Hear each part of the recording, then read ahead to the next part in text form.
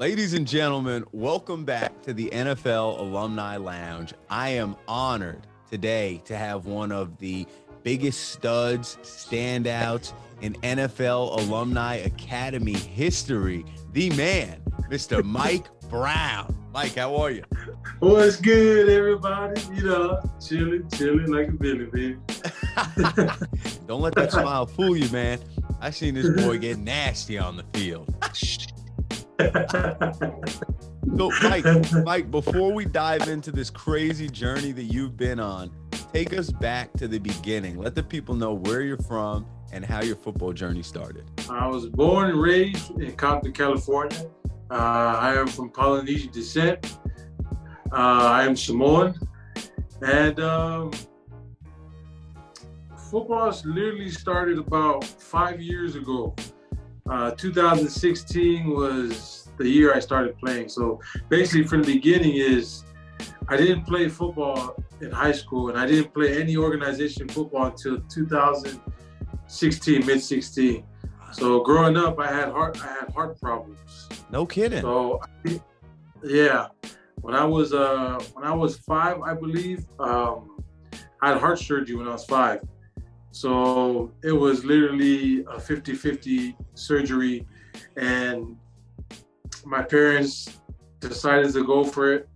We had a huge prayer and blessing, and I came out on top, and I won the 50-50 surgery.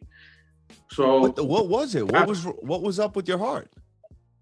I guess it was something they missed back. According to the doctors, and my mom told me, was I was born with a hole in my heart. I guess it's a common thing. Wow. And usually the heart covers up as you grow, but I guess mine didn't. Wow. So they found out I had internal bleeding. One of my valves was leaking when I was 5 years old. That's when I collapsed. Oh I still remember. I think I was eating a sandwich or something, and I was watching Roly Poly Oly. I still remember, and then I just blacked out. And then yeah. Wow. I was in the hospital for a long time. That had to put a shockwave through your family, man. Yeah. And I remember, I think I was 5, and then I was 6 when I got out. I turned 6 years old when I got out the hospital. But fast forward, I went through high school, didn't play. But the one thing that kept growing was my size. So everywhere I went, everyone questioned me why I wasn't playing football. And I told them the story. My brothers were all all-stars. And my big brother, my little brothers, they were known. Ma Brown, Joe Brown, Ted Brown. We're talking about big names where I was from. I wanted a good heart. I wanted to play football.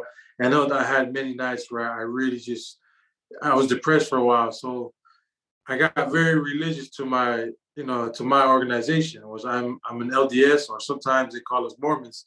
Mm-hmm. So I had a blessing. And in that blessing, it told me to serve a mission. And in that blessing, it told me if I served the mission of the best of my ability, Heavenly Father would give me what I want. So I did it. So from 2014 to 2016, I went and served a gospel mission in the Philippines. You're living there? You're living there from 2014, 2016? Yes, I was living in the Philippines for 2 years. Wow. I learned how to speak the language. I ate every food. People ran away from me because I was too big for them, or sometimes people turned me down because I didn't fit on their vehicles. It was all that. I had it all. I'm coming for all the lumpia, baby. Yeah, I had all that, and then I came home, and then my brother, he committed to Miami Hurricanes. Mm-hmm. So he played for the Hurricanes for 2 years. And then when I came home, he said he wanted to transfer to a school closer to home in Cali. So we both went to JUCO, and that's how I started. So I told him, I came home, he came home from Miami, I came home from the Philippines. And I said, hey, bro, you think I can play football with you? And he looked at me, he was like, bro, you're 21 years old and you want to try playing football now? I was like, yeah, why not? I want to see if everything I served for was true. I went on a mission. I gave the best of my ability, and I want to see if it's true. And he goes, all right, bro, it's going to be hard. Come on. So that's when he got our full ride to Eastern Arizona JUCO. I was a package deal. They took him. The only reason why he went there was to get me. So I was just basically, That's hey, let's love. get him That's over love here. right there for Yeah, big bro. yeah. So basically, I was able to play football because of my brother, and I didn't care at all. I knew it was my ticket in. But when I got there, I went and got a physical. I was scared. I was like crossing my fingers. I was like, please clear me for football. I just want to try it out. I wanted to see if I can hang with the big dogs. And then I went and got a physical. Next you know, I was like, you're good to go. I was like, wait, what? That was Let's the go. first physical I'd ever passed. I was like, and then from there, I was like, let's go. Wow. Let's go. I can do this. So you put your faith in the big man, and then you give up 2 years where a lot of people would say, oh, man, these should be playing years for you. You go and serve. You're doing good down there. You come back. And now, so what was it like now, your first time being put on the team? When you start Oh my the God. combat, you start the hitting. How did that all go? Were you worried at all? See, I'm very aggressive, but I didn't know how to use it like that. You know, you should have seen me when I first got in the stands. I looked like a complete idiot. But that very first play on the whistle blew, I picked up the guy and I threw him down. So it was like these are all full grown men. They played high school, they played other places. This is my completely first time playing football. I picked up another full grown man and took him a couple yards back. And then I did it again, and I did it again, and I did it again. I was like, this is not half bad. It's pretty easy. Right. You know, of course, the bumps and bruises. I had my thumb was back here, fingers. I was like, man, I remember I used to have beautiful hands. The hand modeling career is shot. Just destroyed. But then that whole 2016, I think August of 2016, I was just learning and playing. But I started the first game. But I was nervous as hell. So my first time playing, I started. Where'd they have you? And then they had me at right tackle. Okay. I played 2 years of tackle at Eastern Arizona. And then the following year, when I knew what I was doing, I picked it up. I was all conference, blew it out the park. I didn't know what I was doing. All I know was just play football. I didn't know there was any of this. I didn't know I was being recorded until like half season. And then next year, I thought I was done. I was like, well, that was fun. I got to play football. That was a checklist off my life I wanted to complete. It was so much fun. I thought it was over. And then I was all conference the following year. I was getting offers from Oregon State, Alabama. I was getting offers from Texas, West Virginia, Kansas. And when coach comes up to me, Houston, he's like, you got offers. I was like, what's an offer? He was like, that means you, yeah. That was his reaction. He just started laughing. He was like, Mike, that means you get to play more football. I was like, what? Oh I was like, I get to play more football? And then he was like, yeah. I was like, oh, shoot. So out of all these schools that hit me up, I didn't know at the time. You had to hear me out. I was so naive. I didn't know what school. They just told me pick one. I looked at all of them and I was like, hey, they have a really cool uniform. I like that color. And I committed to the Kansas City Jayhawks. How it goes, baby. So I was like, and then everybody was like, what? You're going to the Jayhawks? I was like, yeah, what's wrong with that? And everybody's reaction. Mike, what are you doing? Even my brother from Miami, he gave me an ear hole. He was like, what the hell are you doing? He was like, decommit. I was like, what? Because my brother was like my guru. Because I didn't know what I was doing. So he was like, decommit, we're going to do something else. I was like, what you mean? And then he was like, trust me, bro. Just trust me. I know what I'm doing. I was like, okay. So not even a week later, West Virginia calls, and they offered me a full-ride scholarship. And, Dana Horgenson flew all the way out here to Eastern Arizona in a private jet. And I was just like, who's this guy? And everybody's like, bro, that's Dana Horgenson. I'm like, who the heck is he? But, now I'm really cool with him. But they flew out there, and then I started getting calls from Texas and then other schools. And then and I asked them, I was like, hey, can my brother come with me? And that's how he came with me. So, I love this Brown family. You guys got like a sports agency and baller factory. So he took me to, my brother got me to Eastern Arizona. I got him to West Virginia with me. So it was like, That's we were awesome. even again. That's So awesome. then I went to I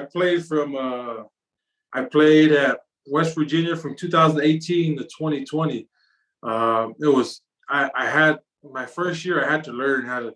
There was more stuff I had to learn. I had to learn defenses. I had to learn techniques, pass protection. Like it was driving me crazy because I thought it was just blow the guy up in front of you. I thought that's how it Right. was. So my whole first year, I redshirted, but I played in 4 games. I played against Oklahoma Sooners. I played against Oklahoma State. I played in the bowl game, and I played in the Texas Longhorns game. That was my first game. Wow. That one game when we had Will Greer, and we Wow, won that's that. baptism by fire right there. Bro, they threw me in third quarter in the fire.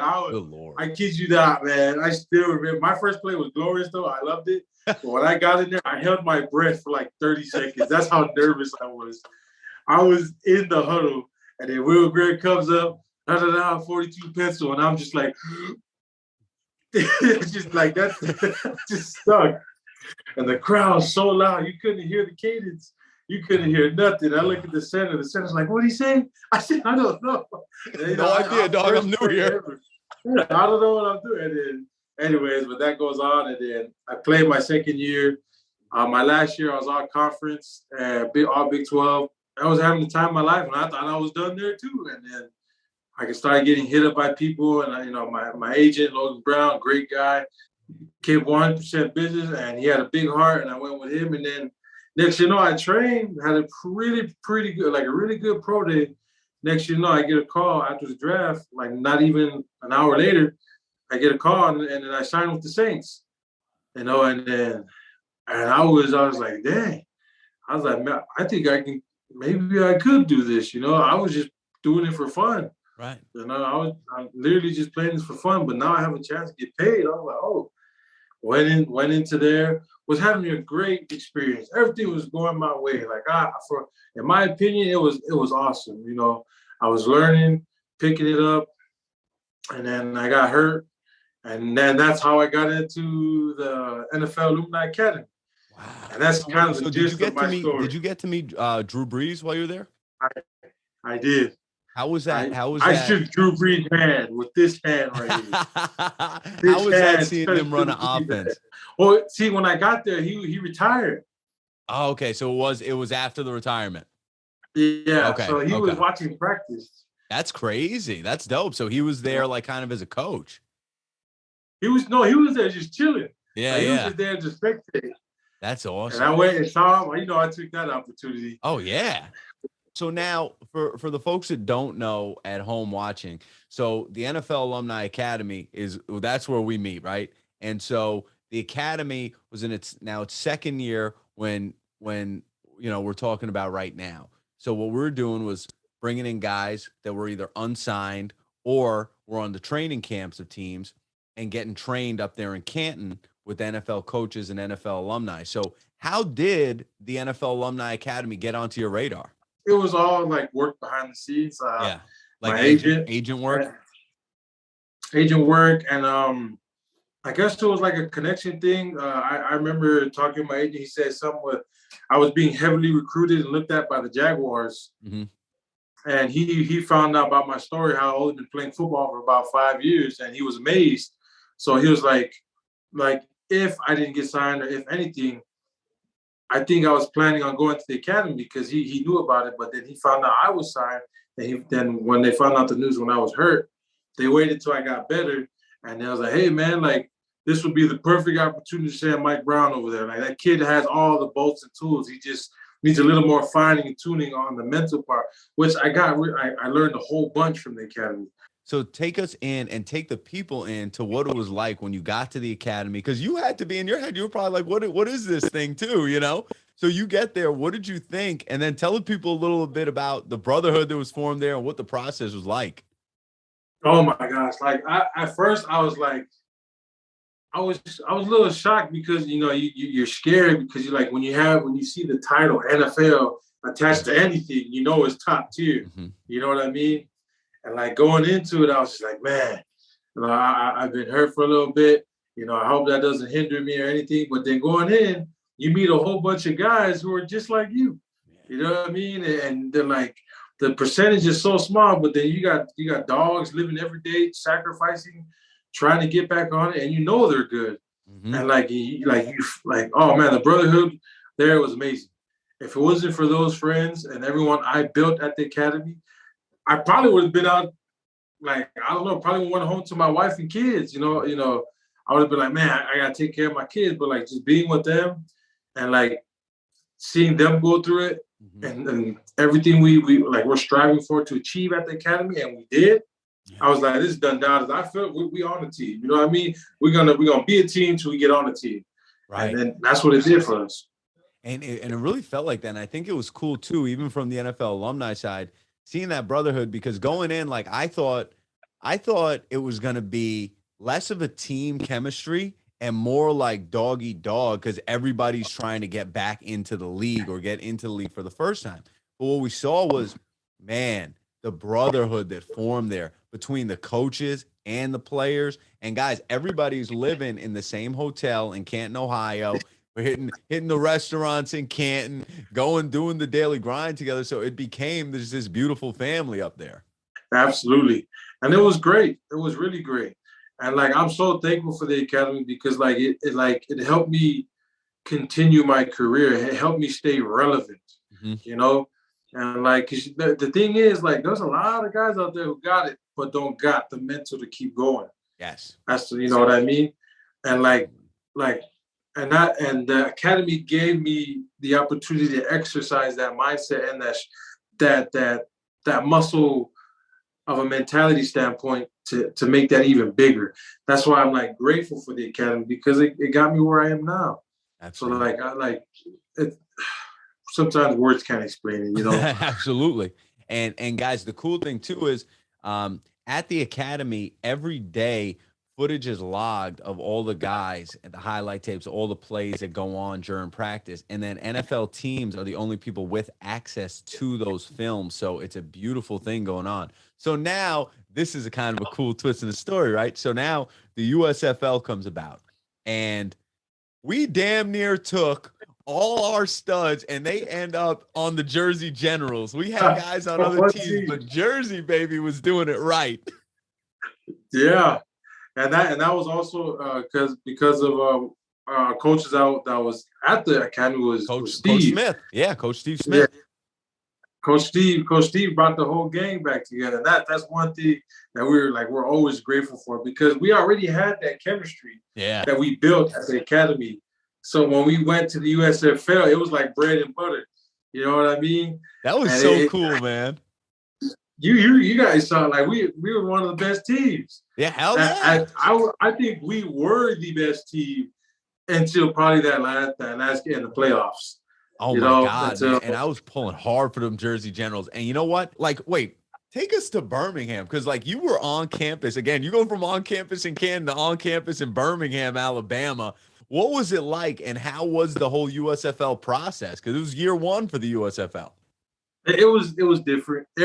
All your enemies and your allies were there. Right. It's like, and then the thing is, you build friendships with the enemies. Right. You know what I mean? It's kind of, and then you just like, hey, so this is where you're at. Now I know where you're playing. So you hang out in the hotel, and then you go to you go to camp, and but when it gets to game day, and you see, hey, bro, I spent like 3 months with this guy right here, and you get to go hard, because that's what boys do. When they see Absolutely. A friend on the other side, what's the first thing you want to? Oh, I want to beat you, and you want to beat me. You know what I mean?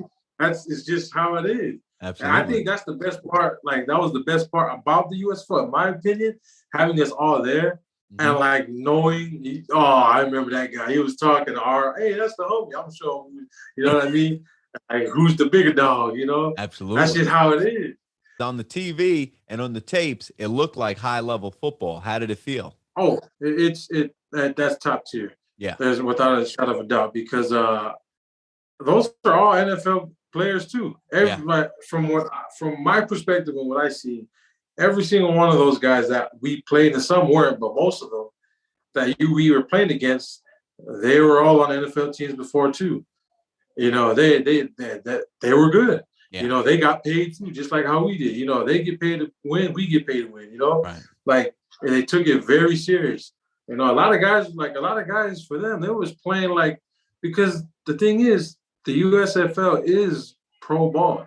It may not be the NFL, but it's pro Pro ball. ball. You know what I Absolutely. mean?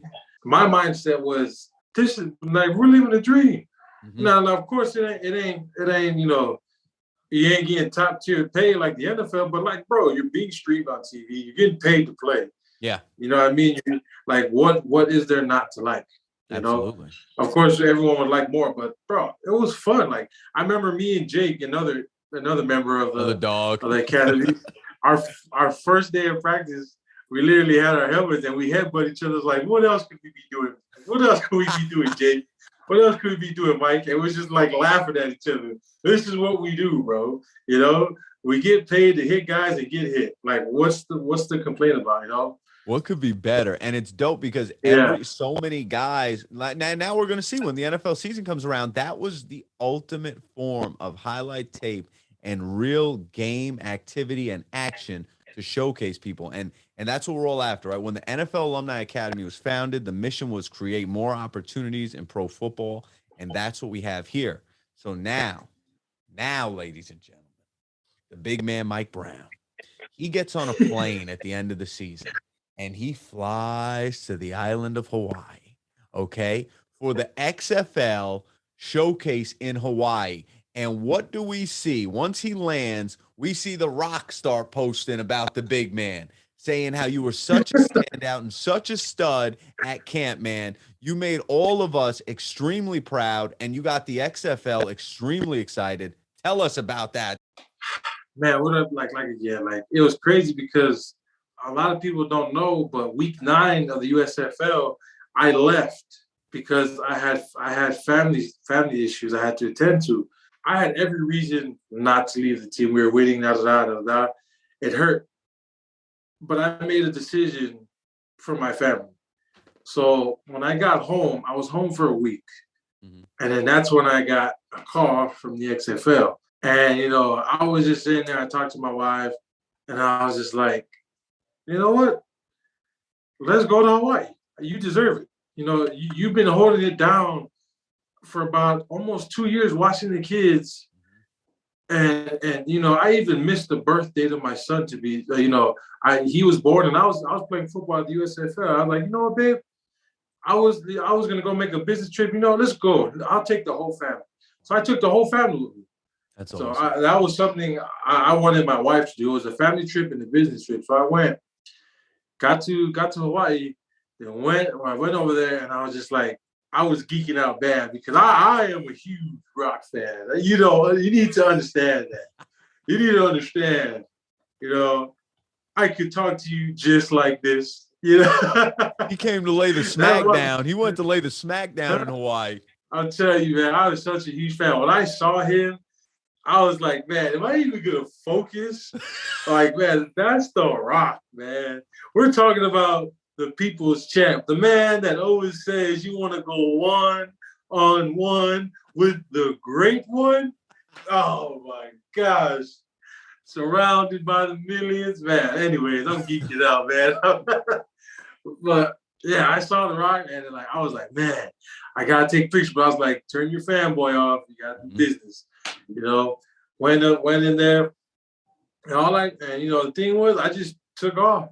Mm-hmm. I did playing football, having fun, and like just sitting there listening to the Rock boosted up my morale so high, like every doubt left my brain. I was like, I'm here. I want to play for Uncle Rock, man. I want to play for Uncle Rock. You know what I'm saying? You know, I'm Samoan, he's Samoan. You know, we're in his island, his high school. I'll show up for Uncle Rock. You know what I mean? Oh, and like, man. and like I did so good. This is according to the feedback from, you know, the coaches. I talked to all of them, damn near everybody, the president and all them, and they gave me. Like, I remember I was running my 40, and I think the president was like, whoa, slow down, big guy, slow down. I was just like, he was like, are you all right, man? You look a little bit too fast for your size. I was like, oh, my bad, man. You want that fullback position or what? You know what I'm saying? You're right. You know what I mean? I get a little jiggy with it, you know? So, and then after talked to a couple coaches, it was just like, man, just chopping it up. So I'm like, man, hey man, you showing out today, man. I was just like, I think, man, I'm just trying to impress the XFL, impress Big Rock over there, man, You know what I'm saying? Just gotta impress the big goose over there, you know what I mean? Absolutely. And then it was even funny because like as I got interviewed probably like 3-4 times by people wanted to know my story, and I told them the whole get down. And as I was leaving, like they even like the Rock's media crew, check this out. This is so funny. So like I'm over there looking for the Rock. I go and get a Zoa. First time drinking Zoa. And they come over there and it's like, this is your first time drinking Zoa? I'm like, yeah. I'm like, go ahead, take a sip of that. I'm like, oh damn, this is good.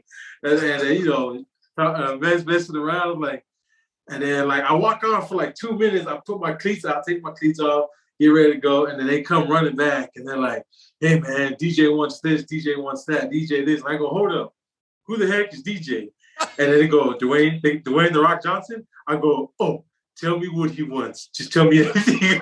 If you tell me what to do, I'll do it. What does the man need? Tell me right now."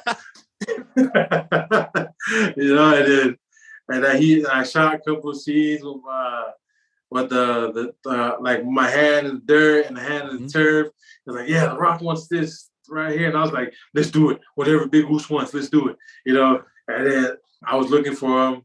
I wanted to take a picture so bad, but then I wrap it up. A couple of days later, he comments on the video and goes, you guys put up a video of me working, and the Rock commented, and he liked my video, and he goes, hey, he shined. I'm like, let's go. I said, Big Goose saw me, let's go. I'm gonna spin for the camera too. He does spin it, man. Man, that was so damn cool to see. And guys, like, and you know what I've been hearing from everyone too that's really cool is The Rock and Danny Garcia. It's not like when you see famous people put their name on something and it's just they sign off their name for a check. No, they're putting their blood, sweat, and tears into the XFL, and it's inspiring, man. All about creating more pro football opportunity. It's factual, like, oh my gosh, like they say it all the time. And I think one of the coolest things The Rock said, like it made perfect sense when he was up there and he was talking to us. He was like, you know what the X means? So I was like, oh, here we go. And like I was just waiting for something cool, because he got the best lines. Yeah. And he did. He delivered again. It's like the X is the intersection of opportunity. Like we meet you. I was like, dang. I was like, that's perfect. Is this something this man can't put on fire? I was like, oh my gosh. There really is nothing that he can't do, and he doesn't deliver at a high level. And I'll tell you what, man, it makes everybody at the NFL alumni so proud to have a man like you representing this squad, and to watch your journey from college to the academy to the USFL and now to the, who knows, the NFL or the XFL this upcoming year. It's inspirational. And I'll have you guys know, Mike, like every time at camp, you're just a ball of good energy. And you bring that everywhere you go. The people could see that through the screen right now, but you're a great man. You're a family man, but don't let it fool you. He's a killer on the field, ladies and gentlemen. But man, I'm so happy for you, man. And we'll be here, your biggest fans in the world, brother. Thank you, man. Thank you guys for having me, man. This is awesome. Absolutely. And thank you guys. Love it, man. And thank you guys for tuning in to another episode of the NFL Alumni Lounge with the man, Mr. Mike Brown. This episode has been powered by Elevate Health, and we will see you next week, same time, same place, right here in the NFL Alumni Lounge. Cheers.